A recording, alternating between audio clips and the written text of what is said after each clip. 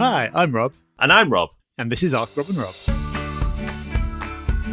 Hello, everyone, and welcome to Ask Rob and Rob, the show that we love so much because you engage with us. You interact with us. You give us your questions, and we, in return, give you our answers. Such a beautiful format. And Rob, to make sure that format carries on for future weeks and months and years to come, how can other people get involved? So easy. 013-808-00035 is the number to dial, or you can go to propertyhub.net/ask and leave us a voicemail that way instead. The only things we require are your name and a question. Luckily, we've got both of those from Danny. Hi, Rob and Rob. Danny here. I've got a question regarding the acquisition of my first buy-to-let property. I was a first-time buyer a couple of years ago on an apartment in Leeds, and I took out a 2-year fixed-rate mortgage at the time. Now, this is soon due for remortgaging, but due to the fact that I put down a large initial deposit and that I've been making overpayments on the mortgage each month and the general upward trend of the housing market over the last couple of years, I've now got a great deal of equity sitting in this property. When I renew my mortgage, I'm debating whether to pull out the equity from this property or a large sum of it and remortgage my residential property at a higher loan to value and mortgage rate, and then invest this spare cash in a buy-to-let, or whether to simply remortgage my residential property at a lower loan to value and start saving from scratch for a brand new deposit and maybe look at buying my buy-to-let property a couple of years down the line. I'm keen to hear your guys' thoughts on what you think the best approach would be in this instance. Thank you very much and keep up the good work. Look forward to hearing from you. Oh, Danny boy, thank you. What a great question. So many people will be wanting to know the answer to this because they're in a similar situation. They have equity in their own home and they want to become a property investor. And they think, do I use that money? Do I want to take some of that equity and get going? And you'd think the property podcast, we'd say, charge, go ahead. It's not as easy as that, though. If it was equity within another buy-to-let, then I feel this is an easier question to answer. You'd look at the numbers and you go, okay, well, based on the rate I'll borrow at, can I get a better return if I go and get another property? And if you invest correctly, the answer probably would be yes. And then you would benefit from capital growth as well over the long term. So a relatively easy question to answer.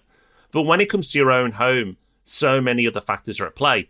First of all, your age. Now, the fact that you're a first-time buyer would suggest, although it's not guaranteed, would suggest that you're young. So that's important to consider. Because if you were later on in life and you had equity in your home and that was the only source of a deposit for you for a buy-to-let, you may need to tread with more caution because you spent all that time and all those years paying down your mortgage. For then take the money out and go and do buy-to-let, as much as we love it, does present a risk because if you get it wrong, it could backfire. But if you've got time, which it sounds like you have, Danny, then even if you make a few mistakes early on, property is very forgiving over the long term. Very forgiving. Some of my worst investments don't look that bad today because time has looked after them. So if you're not a natural worrier, you have time on your side, which it appears you do, and you know that property is for the long term, then it may be well worth considering if property investment is something that's important to you. And again, being a property podcast, we can understand why it would be important to you because you want to increase your wealth over the long term. But don't go into it lightly. Make sure you interact with a mortgage broker.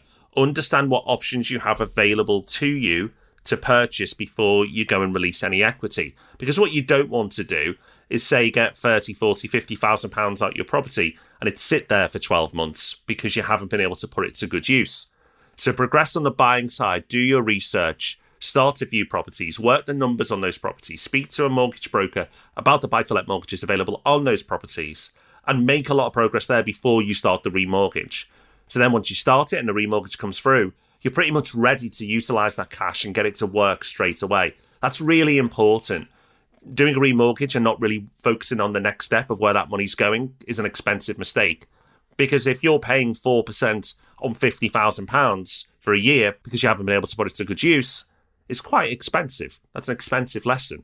And it may encourage you to make a rash decision and invest in a property that you don't really rate, but the money's burning a hole in your pocket or certainly costing you while it sits in your pocket. So, Danny, thank you for your question. Lots to think about. And if you have equity in your own home and you're considering using it for a buy-to-let, then you've got a bit of guidance as well. So, Danny, thank you for your question because you've helped the many. Okay, let's hear now from Nicky.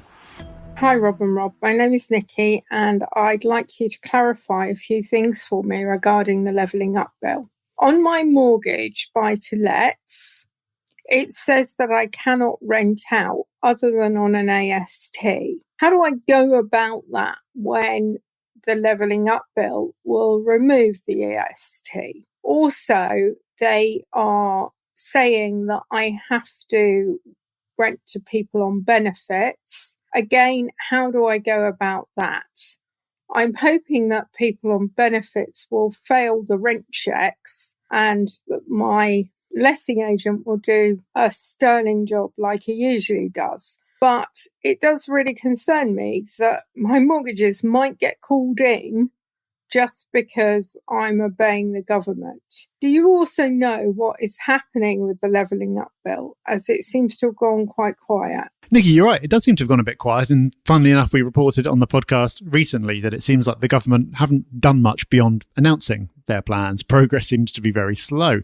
But also recently, we put out a YouTube video called Good News for Landlords about some parliamentary criticism that the government has come under for their plans that may mean they decide to adapt to them. So definitely head over to our YouTube channel and watch that one, because that'll give you useful background information on what the plans are, but also how they're being told to modify those plans. The specific questions that you've got are very reasonable ones to have because the messaging around this has not been clear at all. But in fact, there's nothing really to worry about. So yes, your mortgage will say that you can only rent out a property on an assured short hold tenancy, or AST. The government's current plans are not to do away with the AST. They're just going to change the length of them and the conditions around ending them. So that's not an issue.